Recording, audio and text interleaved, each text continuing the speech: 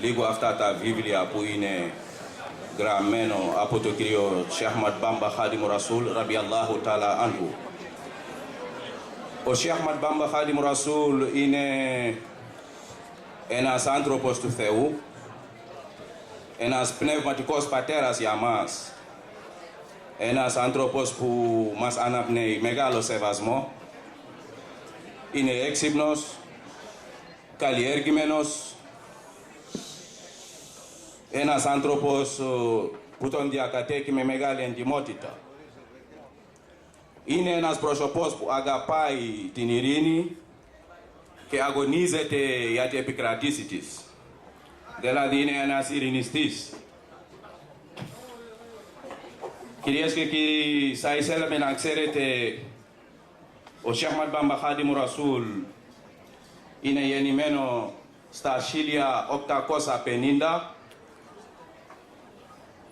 Είναι ένας άνθρωπος αντιιμπεριαλίστας που έκανε αντίσταση τότε εναντίον στους Γάλλους που είχαν έρθει στη Σενεγάλη και θέλανε να μας συγκρινούν, γιατί πιστέψανε οι Γάλλοι και είναι καλύτεροι από μας, η θρησκεία τους ήταν καλύτερη, το χρώμα του δέρματός τους είναι καλύτερη και πρέπει να πιστεύουμε εμείς αυτό που πιστέψανε.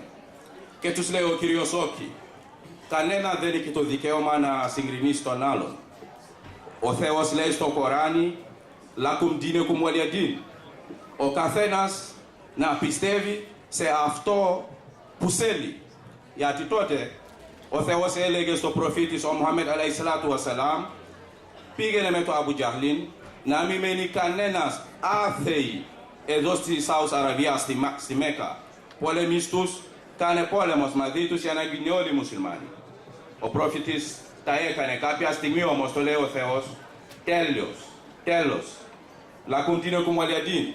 Πιστέψε αυτό που πιστεύεις και άφησε τους να πιστεύουν αυτό που πιστεύουν. Ο καθένας με ό,τι πιστεύεις.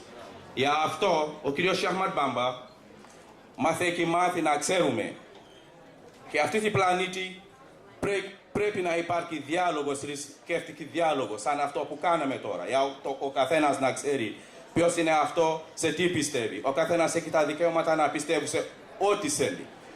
Ο Θεός είναι ένας. Δεν υπάρχει δύο ή τρεις. Ο Θεός είναι ένας. Αυτοί το δίνουν αυτό το όνομα. Εμείς το φωνάζουμε Allah. Οι άλλοι το δίνουν, ο κάθε άνθρωπος το δίνει όποιο όνομα θέλει.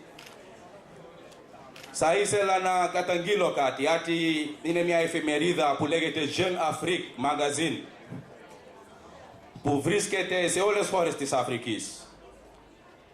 Αλλά το έχουν φτιάξει οι Γάλλοι τότε που ελευθερήθηκαμε στα 1960 από τους Γάλλους.